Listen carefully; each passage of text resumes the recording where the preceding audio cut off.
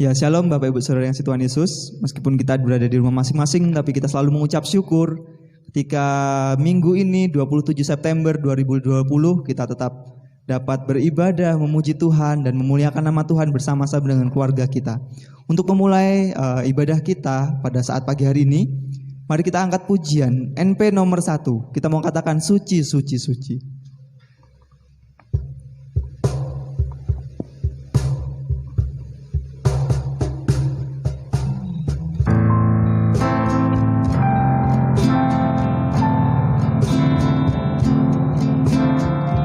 Kita mau sama-sama angkat pujian ini. Suci, suci, suci. Suci, suci, suci. Allah Maha Tinggi. Puji kami naikkan di pagi yang sepi. Suci, suci, suci. Suci, suci, suci. Allah Maha Kasih. Allah Tritunggal. Mulia tak terdiri. Bait yang kedua, suci, suci, suci. Suci, suci, suci. Allah yang dipuja oleh para saleh di surga dan dunia. Ribuan malaikat sujud menyembahnya. Allah yang agung selama-lamanya. Bait yang ketiga, suci, suci. Suci, suci, suci. Walau tersembunyi, walau tak terlihat oleh orang keji, hanya Tuhan suci. Hanya Tuhan suci, lain tiada lagi. Kuat sempurna, indah dan murni.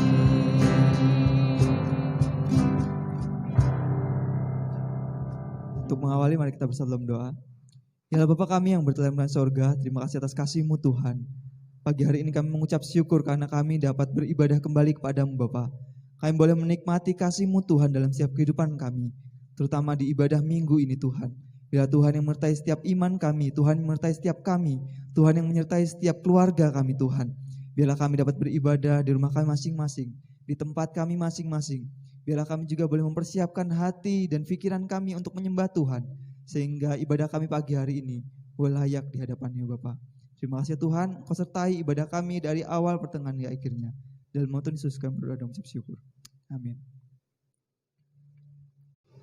Kita terus merasakan sukacita dari Tuhan, oleh sebab itu kita akan menyanyikan pujian sukacita. Kita mau katakan Batu Karang Perlindungan, NP nomor 219, Batu Karang Perlindungan.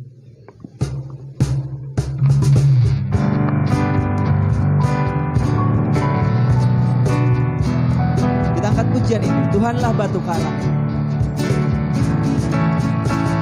Tuhan Biarlah batu karangku, naungannya tetap teguh.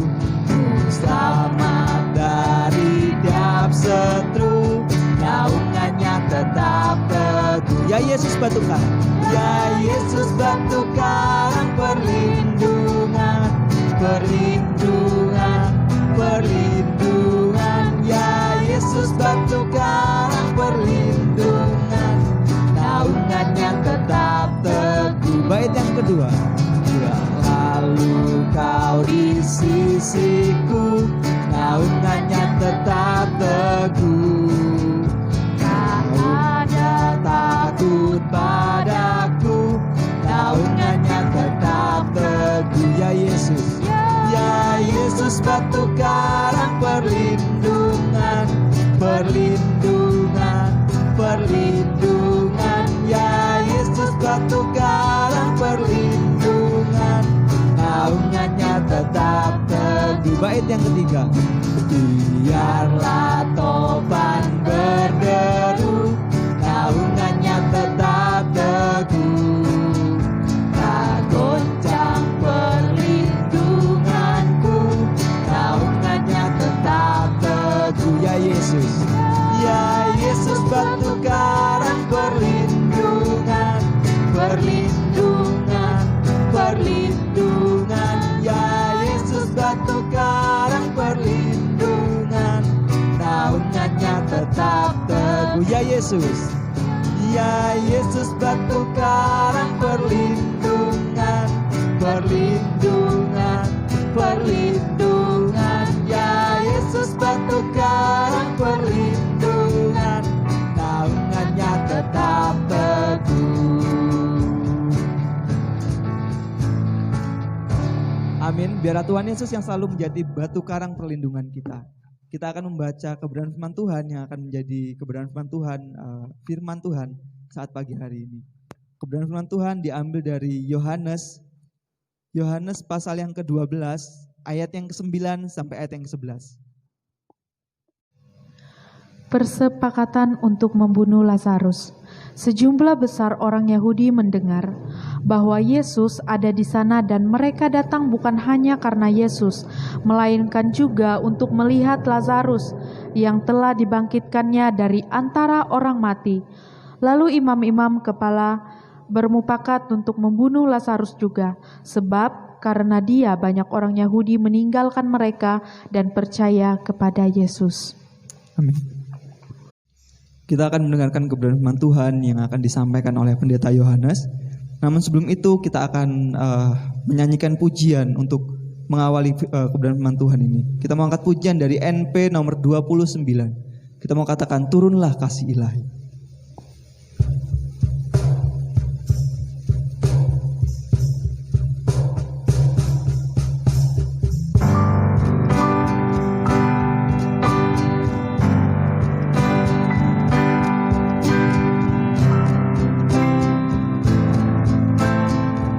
Pujian nih, turunlah kasih ilahi.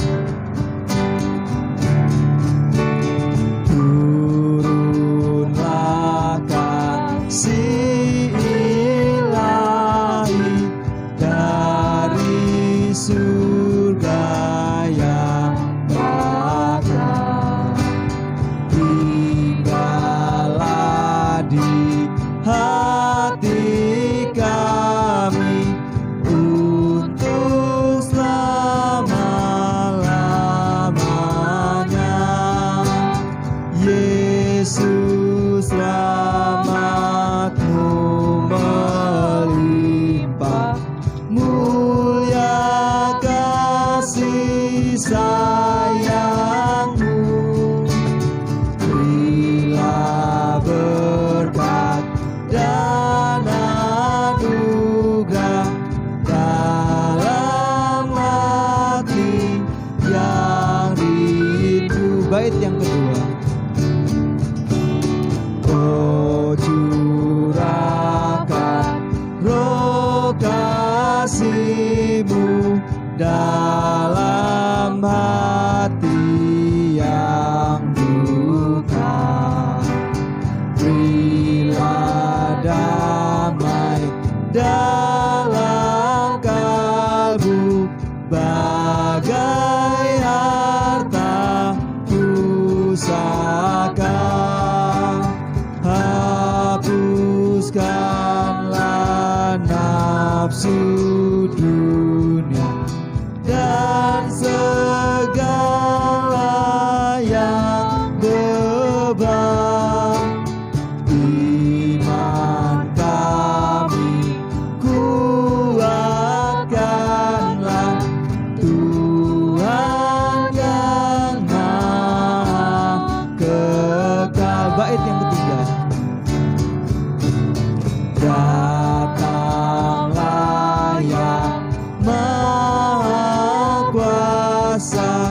berikanlah anugerah-Mu, sucikanlah jiwa raga, wujudkanlah karya-Mu, hingga sekalian hati kami sungguh kan disucikan sampai dalam surga nanti kami menyembah Tuhan.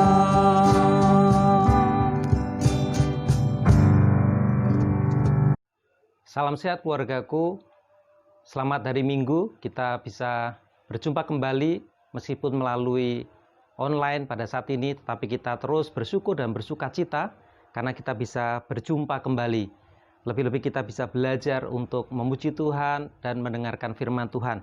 Sebelum kita belajar firman Tuhan pada saat ini, izinkan saya menyampaikan beberapa hal keluargaku. Yang pertama adalah selamat ulang tahun untuk Saudara Berta tanggal 29 September. Selamat ulang tahun Mas Berta, kiranya Tuhan memberkati.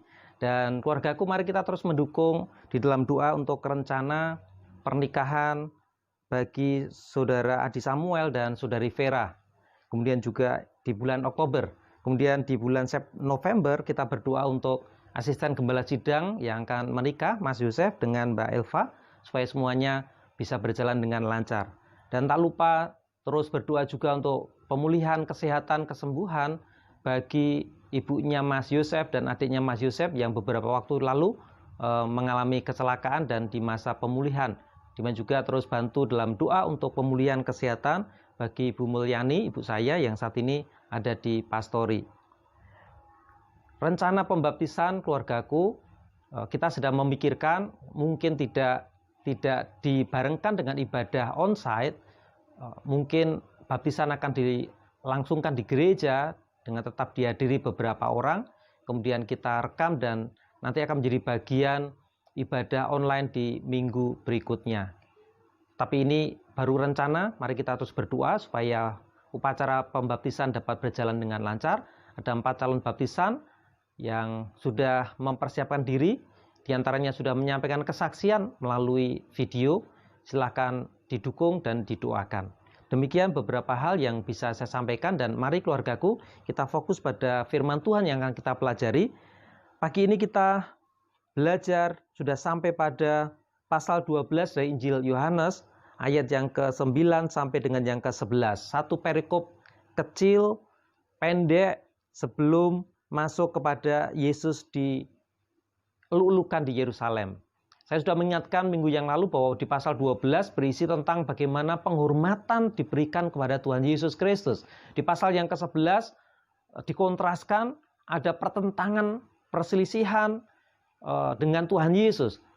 Dihina, direndahkan, bahkan mau dibunuh.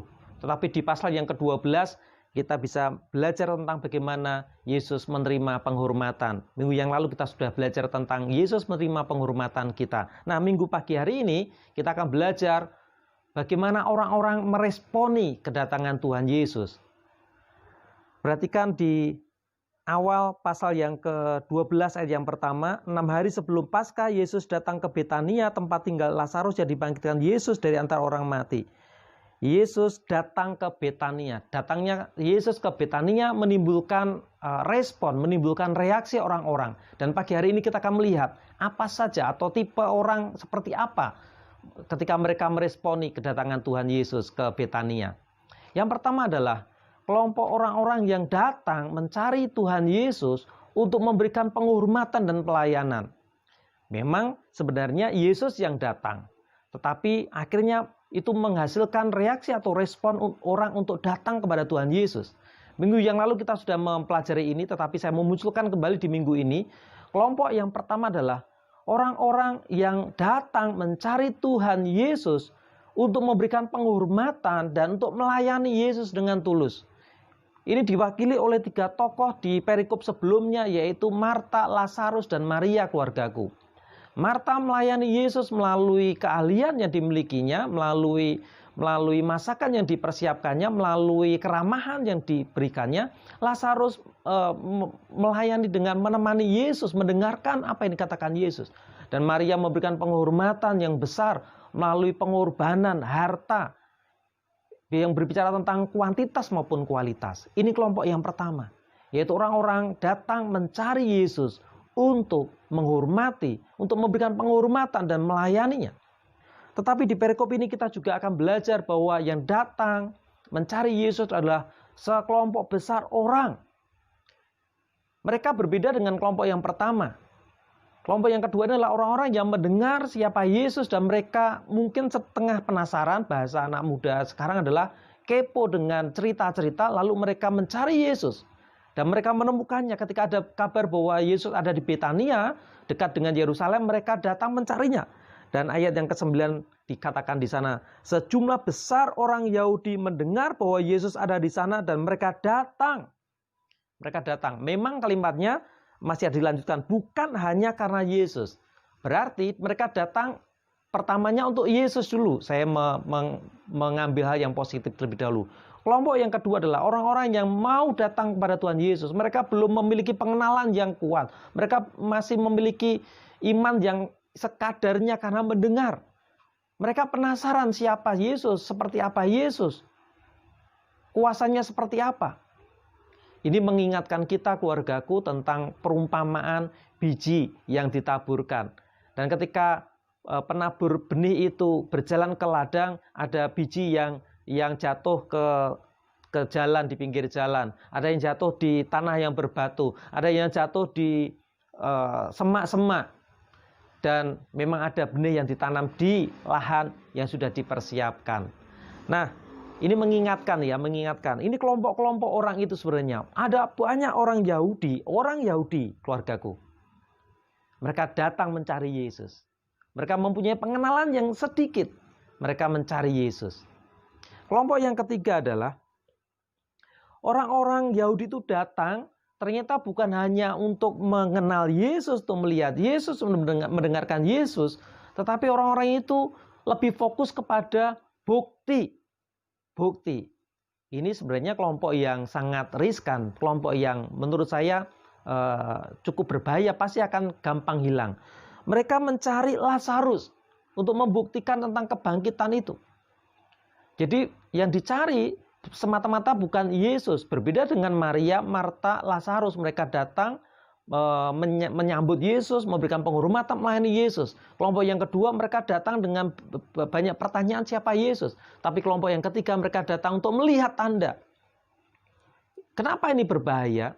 Kenapa ini harus kita hindari? Karena tidak selamanya kita bisa menyaksikan tanda. Tidak selamanya Tuhan memberikan tanda dengan jelas. Tidak selamanya iman disertai dengan tanda spektakuler. Dan orang ini dibuktikan. Akhirnya walaupun mereka mencari Yesus, mereka sebenarnya tidak percaya Yesus akhirnya. Perhatikan nanti setelah dielulukan Yesus di Yerusalem. Mereka sepertinya hilang begitu saja. Ketika Yesus menghadapi persoalan, mereka tidak berani membela atau mendampingi Yesus. Tapi mereka mengingkarinya. Di zaman sekarang, ada banyak orang Kristen mencari Yesus hanya untuk mencari tanda atau bukti. Kalau tidak ada tanda atau bukti, kalau tidak ada mujizat, mereka tidak percaya kepada Yesus. Ini kekristenan yang sangat berbahaya, keluargaku. Kita sudah belajar, percaya kita bukan karena tanda. Percaya kita bukan karena tanda. Nah, kelompok yang berikutnya, saya akan mengulang. Kelompok yang pertama adalah orang-orang yang dengan kerinduan datang mencari Yesus untuk melayani dan memberikan penghormatan. Kelompok yang kedua ini baik. Kelompok yang kedua. Banyak orang datang untuk memberikan karena penasaran. Mencari Yesus karena penasaran. Mendengar siapa Yesus. Dan kelompok yang ketiga adalah orang-orang yang datang untuk mencari tanda. Melihat Lazarus. Perhatikan bahwa Lazarus sudah direncanakan akan dibunuh juga oleh orang-orang Yahudi. Tetapi sebagian orang Yahudi itu mencari Lazarus untuk melihat apakah benar Lazarus bangkit. atau tidak. Dan kelompok yang berikutnya, keluargaku, perhatikan ayat yang ke-10. Lalu imam-imam kepala bermufakat untuk membunuh Lazarus juga. Sebab karena dia, banyak orang Yahudi meninggalkan mereka dan percaya kepada Yesus. Ternyata di antara yang datang mencari Yesus, ada kelompok orang yang datang bukan untuk menyembah, bukan untuk memberikan penghormatan, bukan untuk membuktikan atau untuk mengenal Yesus, bukan untuk membuktikan melalui mujizat yang terjadi, tetapi datang untuk sebenarnya menghakimi, mencari kesalahan. Akhirnya mereka melaporkan ke imam-imam, dan imam-imam meresponi dengan sepakat untuk membunuh bukan hanya Yesus tetapi Lazarus. Ini potensi godaan kita juga. Kita tidak membunuh, kita tidak melakukan hal yang keji, tetapi mari kita belajar ketika kita datang kepada Tuhan, bukan untuk menghakimi, bukan untuk menilai, bukan untuk mengkritik, tetapi mari kita datang dengan penuh kerinduan menyembah Tuhan. Berbeda dengan orang-orang yang datang pada waktu itu, sebagiannya adalah untuk mencari kesalahan Yesus dan melaporkannya kepada imam-imam kepala.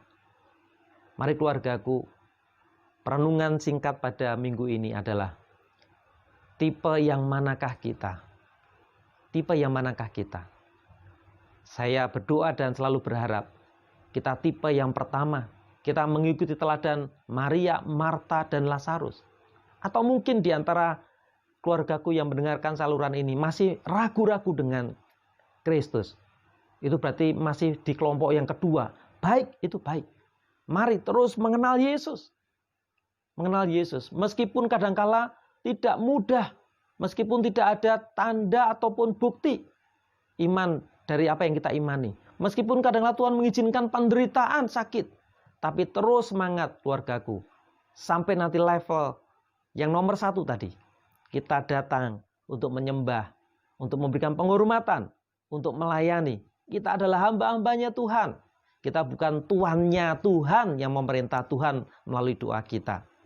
Kiranya ini menjadi berkat bagi kita. Kita belajar kelompok-kelompok orang daripada waktu itu ketika Yesus datang di Betania. Mari kita berdoa. Bapa Surgawi, kami sungguh bersyukur karena Engkau memberkati kami dengan kesempatan hidup. Hidup di dalam penyertaan Tuhan. Hidup yang diberi kekuatan Tuhan. Hidup yang diberi kemampuan untuk menghadapi setiap tantangan. Meskipun itu tidak mudah ya Tuhan. Dan saat ini kami belajar bahwa selama kami hidup, semestinya kami hidup untuk mempermuliakan nama Tuhan. Semestinya selama kami hidup, untuk hidup mencari Tuhan, menyembah Tuhan, menghormati Tuhan. Kami menyerahkan ya Tuhan supaya ada banyak orang yang akhirnya percaya kepada Tuhan. Diawali ketika mereka mungkin penasaran dengan tanda. Kalau memang iman mereka masih seputar tanda, kiranya Tuhan memberikan tanda. Sehingga mereka masuk kepada kelompok orang-orang yang sungguh mau percaya kepada Yesus. Mau mengenal Yesus lebih dalam. Dan akhirnya kami belajar untuk memiliki kerinduan seperti Maria, Marta, dan Lazarus. Terima kasih menerangkan firman-Mu ya Tuhan. Dan kami terus berseru kepadamu, menyerahkan kondisi terkini ya Tuhan. Untuk Indonesia, untuk Provinsi Jawa Tengah, untuk Kota Semarang ataupun Kabupaten Semarang. Dalam status pandemi ini ya Tuhan.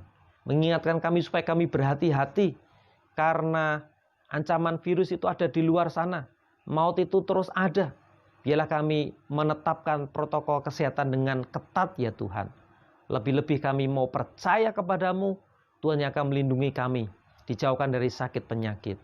Kami terus berdoa supaya efek dari pandemi ini segera dapat diatasi, ditangani oleh pemerintah. Saat ini secara finansial mungkin berpengaruh kepada kami. Tetapi tidak ada yang mustahil bagi Tuhan. Tuhan akan cukupkan apa yang kami butuhkan saat ini ya Tuhan. Berkatilah Gereja Baptis Indonesia Kedungaren, GBI-ku, menjadi alat Tuhan untuk membawa dampak baik, untuk memberkati lingkungan, untuk memberkati Indonesia, dunia, melalui pelayanan-pelayanan kami ya Tuhan. Kami terus berdoa juga ya Tuhan, untuk anak-anak kami yang masih sekolah di tingkat manapun, saat ini mereka sedang menikmati sekolah secara online. Berkati supaya ini menjadi semangat untuk terus mereka bertumbuh. Tuhan tolong mereka semakin mengenal Tuhan, dan Tuhan akan membawa mereka kepada cita-citanya. Kami secara khusus berdoa untuk rencana pernikahan Mas Adi Samuel dan Mas Yosef Wareh. Berkati karena situasi pandemi kadang-kala membatasi untuk acara-acara seperti ini. Tetapi Tuhan yang akan mengatur segala sesuatunya sehingga bisa berjalan dengan baik.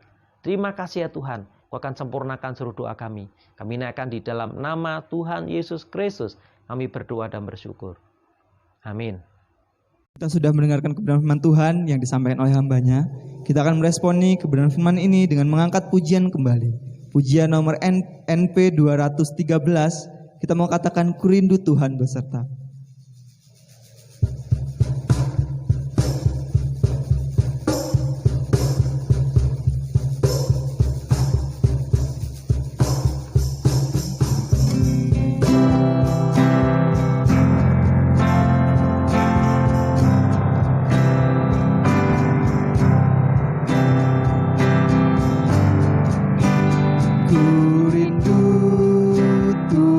Beserta kalau tidak ku sesat, bila Tuhan yang membimbing, berulang langkahku tepat, maka jiwaku teduh sepanjang jalan hidupku.